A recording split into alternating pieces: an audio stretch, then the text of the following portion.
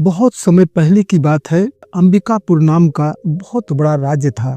वहाँ के राजा विक्रमार्जुन थे। उनके पुत्र राजकुमार आदित्यवर्धन बहुत ही बलवान और बुद्धिमान था। राजकुमार का विवाह विराटपुर के राजा भानु प्रताप की बेटी तपस्विनी से हुआ था। तपस्विनी बहुत सुंदर व धर्मपरायण थी। राजा विक्रमार्जुन का राज्य बहुत विशाल था। दूर दूर से राजा महाराजा, बड़े बड़े व्यापारी सभी आते थे। व्यापारियों को राजा लोग बड़ी सुरक्षा देते थे और व्यापारी भी राजा के खजाने के लिए बड़ा अच्छा धन देते थे। एक बार दरबार लगा था। सभी दरबारी व राजा दरबार में बैठे थे। राजकुमार आदित्यवर्धन ने कहा, कहो व्यापारी, महाराज की सेवा में क्या दे रहे हो? व्यापारी ने कहा, राजकुमार, इस बार मैं आपको एक अनमोल तोहफा दूंगा। राजकुमार ने कहा, कौन सा अनमोल तोहफा है, बताओ। व्यापारी ने कहा, राजकुमार, मकरध्वजगढ़ नाम का एक राज्य है। वहाँ का राजा इतना निर्दयी और क्रूर है कि वो अपनी बेटी की शादी किसी भी राजकुमार के साथ नहीं करना चाहता, और अगर कोई राजकुमार राजकुमारी से शादी की बात करता है तो उसका पिता आर्यकेत या तो उसे वहीं मरवा देता है या तो उसे बंदी बनाकर कारागार में डाल देता है और तरह तरह की यातनाएं देता है। राजकुमार न जाने कितने राजा उसकी जेल में सड़ रहे हैं। व्यापारी राजकुमार को राजकुमारी की तस्वीर दिखाता है तो राजकुमार देखते ही अपनी सुध-बुध खो बैठता है। राजकुमारी इतनी सुंदर थी कि उसकी सुंदरता की कल्पना भी नहीं की जा सकती थी। राजकुमार ने व्यापारी के ऊपर इतना खुश हुआ कि उसे वो काफी धन देकर अपने महल से विदा कर दिया। राजकुमार आदित्यवर्धन को जब से व्यापारी ने राजकुमारी अंबिका की तस्वीर को दिखाया, तब से उसकी रातों की नींद, दिन का चैन हराम हो गया। राजकुमार आदित्यवर्धन ने मन में ठान लिया कि कुछ भी हो जाए लेकिन हम राजकुमारी अंबिका को पाकर रहेंगे। कहते हैं कि इंसान को जब किसी से प्यार हो जाए तो फिर उससे नींद कहाँ आती है, और उस पर एक राजकुमार। एक दिन राजकुमार आदित्यवर्धन अब हर वक्त राजकुमारी अंबिका के बारे में ही सोचता रहता। एक दिन रानी तपस्विनी ने कहा, स्वामी, क्या बात है, आजकल आप बहुत उदास रहते हो। आखिर क्या बात है स्वामी, हमें बताओ, मैं आपकी अर्धांगिनी हूँ। राजकुमार आदित्यवर्धन ने कहा, प्रिय, जब से मैंने राजकुमारी अंबिका के बारे में सुना तब से हमें चैन नहीं है। मैं उसे लाना चाहता हूँ। रानी तपस्विनी ने बहुत समझाया, राजकुमार, आखिर आपको किस बात की कमी है? हे स्वामी, मैं भी अंबिका के बारे में सुना है। उसका पिता इतना निर्दयी और क्रूर है कि जो भी राजकुमारी की तरफ निगाह उठाकर देखता है, राजा उसकी आंखें निकलवा लेता है। हे स्वामी, हमें अंबिका से कोई परेशानी नहीं है, लेकिन जो भी उसे पाने की लालसा से उस तक गया है वो कभी वापस नहीं आया है। इसलिए हे स्वामी, उसको पाने की लालसा में मैं आपके प्राण संकट में नहीं पड़ने दूंगी। आप और राजकुमारी को ले आए, लेकिन अंबिका को लाने का विचार अपने मन से त्याग दीजिए। लेकिन राजकुमार आदित्यवर्धन ने कहा, कुछ भी हो, लेकिन मैं राजकुमारी अंबिका को पाकर रहूंगा, उसके बगैर मैं नहीं रह सकता। यही कहकर राजकुमार राजसी वस्त्र त्याग कर एक योगी का वेश धारण करता है और ये खबर पूरे महल में आग की तरह फैलती है। राजा विक्रमार्जुन को पता लगता है तो दोनों राजा रानी बहुत समझाते हैं कि बेटा, क्या आप जानते हो कि अंबिका कौन है? बेटा, उसका पिता इतना निर्दयी है कि जो भी उसकी बेटी की शादी का प्रस्ताव लेकर गया है वो कभी वापस मुड़कर नहीं आया है। या तो वो क्रूर राजा उसे मरवा दिया है या तो सदा सदा के लिए उसे जेल खाने में डालकर तरह तरह की यातनाएं देता है। हे पुत्र, तुम्हें किस चीज की कमी है? तुम्हारा इतना बड़ा राज्य है, तुम इस राज्य के अकेले वारिस हो। आखिर आपको कुछ हो गया तो हम क्या करेंगे? पुत्र, राज्य सूनी हो जाएगी। रानी माँ भी बहुत समझाती है, लेकिन राजकुमार कहता है कि हे पिताजी, अंबिका मेरे तन मन में पूरी तरह समा गई है। अब अगर मुझे जिंदा चाहते हो तो मुझे रोको मत और मुझे जाने दीजिए। राजा और रानी बहुत तरह समझाते हैं, लेकिन राजकुमार आदित्यवर्धन नहीं मानता और गिरवे वस्त्र पहनकर वो महल से निकल जाता है। जब चलता है तो पीछे से उसकी पत्नी तपस्विनी के लाख समझाने के बावजूद राजकुमार नहीं मानता और महल से निकल जाता है। रास्ते में उसे अनेकों कठिनाइयों का सामना करना पड़ा, लेकिन राजकुमार सारी परेशानियों को पार करता वह एक जंगल में पहुंच जाता है। उसी जंगल में उसे एक साधु मिलते हैं। साधु ध्यान में लीन थे। राजकुमार भूख प्यास से व्याकुल साधु के आश्रम में जाकर साधु को प्रणाम करके वहीं बैठ जाते हैं। जब साधु का ध्यान टूटा कि हे मुनिवर, कृपा करके मुझे जल पिलाइए, मैं बहुत प्यासा हूँ। साधु ने राजकुमार को जल पिलाया। बोले, बेटा, आप इस बियाबान जंगल में कैसे भटक रहे हो? राजकुमार ने अपनी सारी बात साधु को बताया कि हे महाराज, मुझे मकरध्वजगढ़ पहुंचना है, कृपा करके हमें कोई आसान सा रास्ता बताइए। साधु ने कहा, बेटा, तुम मकरध्वज जाना चाहते हो, लेकिन बेटा, जिस प्रयोजन से तुम जा रहे हो, मेरा कहना मानो कि यहीं से तुम अपने राज्य को वापस लौट जाइए और राजकुमारी अंबिका को पाने का विचार अपने मन से निकाल दो। राजकुमार कहता है कि हे मुनिवर, कुछ भी हो जाए, लेकिन मैं वापस तो नहीं लौटूंगा। तब साधु ने कहा, ठीक है, ईश्वर तुम्हारी मनोकामना अवश्य पूरी करेंगे। राजकुमार साधु को प्रणाम करके चल पड़ा। कई दिनों का सफर करने के बाद राजकुमार मकरध्वजगढ़ पहुंच ही गया। महल के पास में एक बगीचा था, उसी बगीचे में राजकुमार बैठ गया। उसी रास्ते से एक मालिन नित्य महल में राजकुमारी को पूजा के लिए फूल देने जाती थी। राजकुमार ने मालिन को बुलाया। बोले, मालिन, तुम रोज कहाँ जाती हो? मालिन ने कहा, महाराज, मैं राजकुमारी के महल में फूल देने जाती हूँ। इतना कहकर मालिन वहां से चली गई।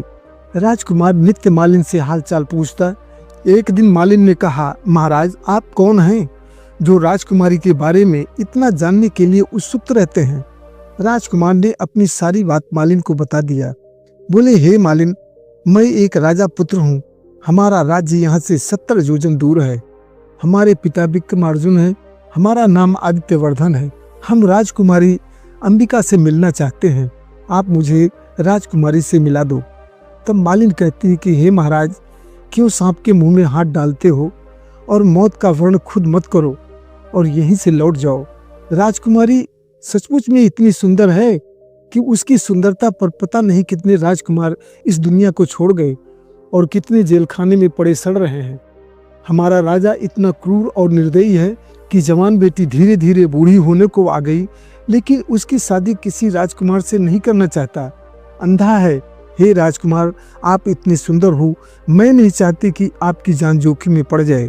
राजकुमार ने कहा, मालिन, आखिर राजकुमारी कितनी सुंदर है? राजकुमार को मालिन कहती कि राजकुमार, वो इतनी सुंदर है कि मैं उसकी सुंदरता का वखान नहीं कर सकती। मालिन, आप हमें राजकुमारी अंबिका से मिलवा दो। राजकुमार, मैं ऐसा नहीं कर सकती, तुम्हारे साथ साथ राजा मेरा भी सिर कटवा देगा। राजकुमार ने तुरंत कुछ असरफियाँ निकाला। बोला, मालिन, तुम मुझे अपने साथ ले चलो।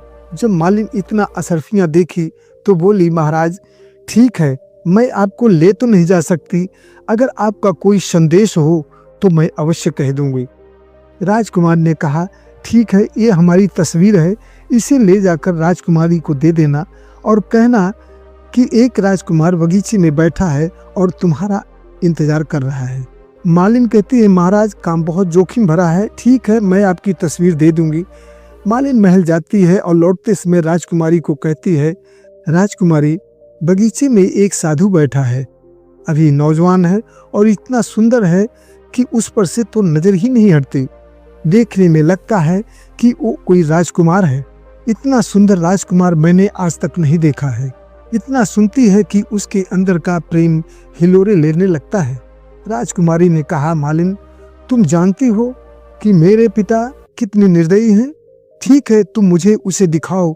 मालिन एक तस्वीर निकाली और राजकुमारी को दिखाने लगी। राजकुमारी देखती है। राजकुमारी ने दूसरे दिन मालिन से कहा, हे मालिन, क्या तुम उस राजकुमार से मुझे मिलवा सकती हो? मालिन ने कहा, मैं कोई युक्ति सोचती हूँ। दूसरे दिन मालिन राजकुमार से मिली। बोली, हे राजकुमार, राजकुमारी को मैंने आपकी तस्वीर दिया और राजकुमारी देखती ही रह गई। अब वो भी आपसे मिलना चाहती है, लेकिन कैसे? राजकुमार आदित्यवर्धन ने मालिन को और भी धन दिया। बोला, हे मालिन, मैं तुम्हारा ये उपकार कभी नहीं भूलूंगा।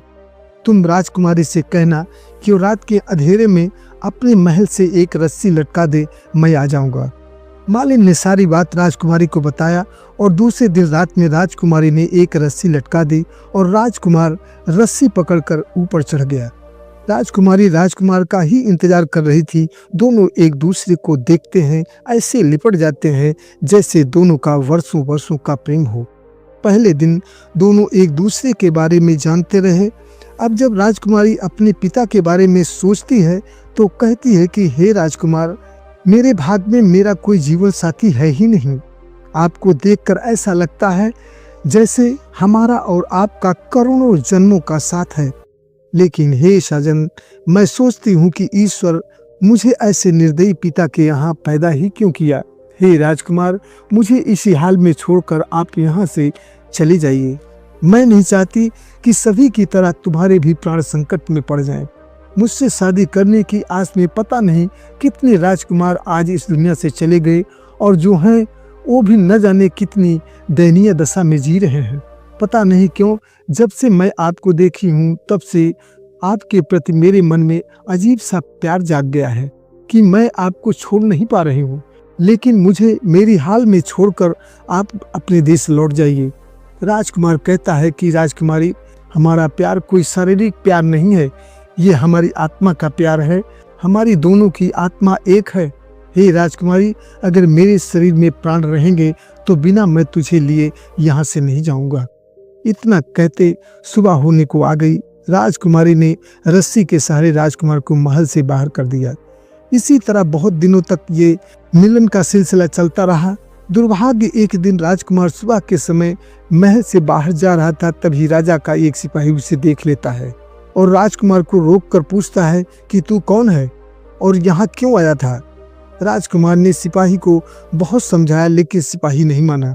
उसने और सैनिकों को बुलवाया और राजकुमार को बंदी बना लिया।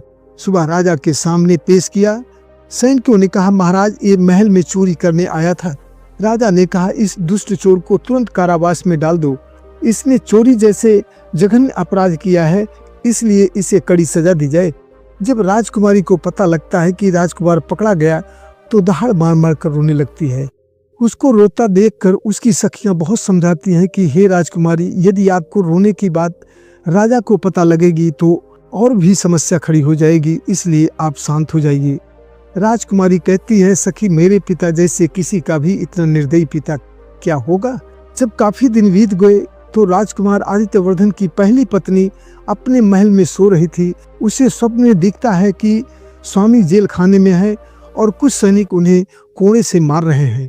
स्वप्न देखकर रानी झचक कर उठी और रोने लगी। उसका रोना सुनकर बहुत दासियां पहुंच गई। पूछती हैं, हे रानी साहिबा, आपको क्या हुआ? आप क्यों रो रही हैं? आपने कोई बुरा सपना देखा है जो आप रो रही हैं? रानी ने कहा, हाँ, मेरे स्वामी बहुत बड़े संकट में घिर गए हैं। उनको बहुत यातनाएं दी जा रही हैं। तुरंत राज दरबार में जाती है और राजा विक्रमार्जुन से कहती है कि हे पिता, जो नहीं होना था वही हुआ। हमारे स्वामी इस समय उस राजा की कैद में हैं और मैं उन्हें छुड़ाने जाऊंगी। राजा विक्रमार्जुन कहते हैं, बेटी, तुम मत जाओ, नहीं तो वो क्रूर राजा तुम्हें भी उसी जेल खाने में यातनाएं देगा। राजा बहुत समझाते हैं, लेकिन रानी ने नहीं माना। रानी तुरंत राजसी वस्त्र त्याग कर साधारण वस्त्रों में चल पड़ती है। कई दिनों का सफर करने के बाद उसी जंगल में पहुंचती हैं जहां पर राजकुमार साधु के पास भूखा प्यासा व्याकुल होकर पहुंचा था। रानी भूख प्यास से व्याकुल उसी साधु की कुटिया पर पहुंचती हैं। जब साधु ने एक स्त्री को भूख प्यास व्याकुल देखा तो बोला, बेटी, तुम कौन हो और इस बियावान जंगल में क्यों भटक रही हो? रानी ने सारी बात साधु को बताई। साधु समझ गया। बोला, बेटी, मैंने राजकुमार को बहुत समझाया था, लेकिन उसने नहीं माना। तू बहुत भूखी प्यासी हो। महात्मा ने रानी को भोजन दिया, फिर अपनी योग माया से देखा तो बोले, बेटी, सचमुच में तुम्हारा पति इस समय जेल में है, लेकिन पुत्री, क्या तुम अपने पति को मुक्त करा पाओगी? वो बहुत दुष्ट राजा है। रानी ने कहा, हे भगवान, आप एक योगी हैं, मेरे पति को मुझसे मिलवा दो। तब साधु कहते हैं, धन्य हो बेटी, तुम जैसी पतिव्रता पति प्रेमी शायद ही किसी किसी में होती है। राजकुमार ने तुम जैसी सुंदर पत्नी को छोड़कर गया है, फिर तुम अपने पति धर्म को इतना कष्ट सहकर निभा रही हो। मैं तुम्हारी पति भक्ति को देखकर बहुत प्रसन्न हूँ। साधु के पास एक वीणा था। रानी को साधु ने अपना एक वीणा दिया। बोला, तुम इस वीणा को जहाँ पर बैठकर बजाओगी, इंसान तो क्या देवता भी तुम पर प्रसन्न हो जाएंगे, और जो मांगोगी तुम्हें कोई ना नहीं कहेगा। लेकिन हाँ, लौटते समय इसे हमें वापस दे देना, तुम्हारी मनोकामना अवश्य पूरी होगी। रानी ने साधु को प्रणाम किया और चल पड़ी। चलते चलते वो कुछ दिनों के बाद मकरध्वजगढ़ में पहुंच गई। अब वो एक सन्यासिनी के वेश में जहाँ दिल करे बैठकर बीड़ा बजाने लगती, और जब वो बीड़ा बजाती उसकी बीड़ा की धुन सुनकर आदमी तो के बात छोड़ो पशु पक्षी भी सुनने लगते थे। धीरे धीरे ये बात राजा को पता लगी। महाराज, एक सन्यासिनी अपने शहर में आई है। जब वो अपने वीणे की तार पर उंगली रखती है तो महाराज उसकी मधुरता को सुनने इंसानों की भीड़ लग जाती है। ऐसे वीणा बजाती है कि हमने आज तक तो कहीं देखा ही नहीं है। राजा आर्यकेत ने कहा, उस सन्यासिनी को सम्मान सहित दरबार में लाया जाए। कि चौबदार जाते हैं और कहते हैं कि हे देवी, आपको हमारे महाराज ने बुलाया है और आप राजमहल में चलिए और अपने वीणे की धुन से हमारे राजा को भी मंत्र मुग्ध कराइए। तब जोगिन बनी रानी ने कहा, मैं किसी राजा की गुलाम नहीं हूँ। मंत्र मुग्ध करने के लिए ये भजन नहीं करती, मैं अपने भगवान के लिए भजन करती हूँ। जाओ अपने राजा से कह दो, हम अपने मर्जी के मालिक हैं। जहाँ हम बैठ जाते हैं ईश्वर की कृपा से वहीं राजमहल हो जाता है। चौबदार कहता है, हे देवी, आपको ईश्वर ने ऐसा ज्ञान दिया है कि राजा तो क्या आपके आगे सारा संसार नतमस्तक है। लेकिन आपसे ये मेरा निवेदन है कि आप राज दरबार में चलिए और अपने भजन से सभी को कृतार्थ कर दो। तब जोगन बनी रानी चौबदार के साथ साथ चल पड़ी। जैसे ही जोगन राज दरबार में पहुंचती है, सभी दरबारी जोगिन के सम्मान में अपनी अपनी जगह से उठ खड़े होते हैं। राजा ने भी हाथ जोड़कर जोगिन को प्रणाम किए। बोले, हे देवी, आप कौन हैं, कहाँ से आई हैं? तब जोगिन बनी रानी ने कहा, हे महाराज, हमारा कोई निश्चित स्थान नहीं है। हम तो चलते फिरते लोग हैं, जहाँ मन आया वहीं रुककर ईश्वर का भजन करने लगते हैं। राजा ने कहा, तो हम भी ईश्वर का भजन सुनना चाहते हैं। मैं आपसे इस बात के लिए निवेदन करता हूँ कि आप सुनाइए। जोगिन एक ऐसा भजन सुनाया कि पूरा दरबार तालियों से गूंज उठा। जोगिन के सम्मान में राजा व पूरा दरबार एकदम भाव विभोर हो गया। राजा प्रसन्न हो गए और अपने सिंहासन से उठ खड़े हुए। हे देवी, मैंने अपने पूरे जीवन काल में आज तक ऐसा भजन कभी नहीं सुना। आज मैं बहुत खुश हूँ। बोलिए, मैं आपकी क्या सेवा करूँ? जोगिन ने कहा, हे राजन, हमें आपके धन दौलत से कोई मतलब नहीं है। नहीं देवी, आप उस राजा के दरबार में हो जहाँ पर कोई कुछ मांगा हो और न मिला हो। आज तक ऐसा कभी नहीं हुआ है। बोलो। जोगिन ने मन ही मन बहुत खुश हुई। तब जोगिन ने कहा, हे राजन, मुझ जैसे जोगिन को तुम्हारे धन दौलत से क्या काम, लेकिन जब आप मांगने के लिए कह ही रहे हैं तो मैं जो मांगूंगी आप दोगे। इसके लिए आप मुझे पहले वचन दो कि बाद में आप ना नहीं कहोगे। राजा ने कहा, हे जोगिन, हमारे ही दरबार में हमारी बेइज्जत मत करो और मांगो, मैंने तुम्हें वचन दिया है। जोगिन ने कहा, हे राजन, आपकी जेल में एक चोर है, जो कि वो चोर है नहीं महाराज, वो हमारा पति है। आप उसे छोड़ दें, और वो आपकी बेटी अंबिका से बहुत प्यार करता है महाराज, इसलिए उसकी शादी उसी के साथ कर दीजिए। राजा वचनबद्ध था, उसने जोगिन की बात मान ली। फिर राजा ने कहा, हे जोगिन, आपकी मैं सारी बात मान लिया, लेकिन आप हैं कौन? अपना असली परिचय दे। जोगिन ने कहा, हे राजन, यहाँ से 70 योजन दूर हमारा राज्य है। हमारे ससुर का नाम विक्रमार्जुन है। ये हमारे पति आदित्यवर्धन है। राजा सुनकर बहुत खुश हुआ। राजकुमार आदित्यवर्धन और राजकुमारी अंबिका का विवाह राजा बड़े धूमधाम से कर देता है। राजकुमार दोनों रानियों को साथ लेकर राजा से विदा लेकर अपने स्वराज्य को वापसी करता है।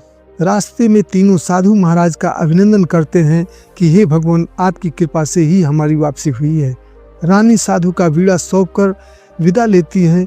जब अपने राज्य पहुंचते हैं तो सबसे पहले पहली वाली रानी तपस्विनी की जय जयकार करने को कहता है और पूरे दरबार के सामने तपस्विनी से राजकुमार क्षमा मांगता है। तपस्विनी ने अंबिका को छोटी बहन जैसा प्यार व सम्मान दिया। तीनों सुख से जीवन व्यतीत करने लगे। दोस्तों, अब ये कहानी यहीं पर समाप्त होती है।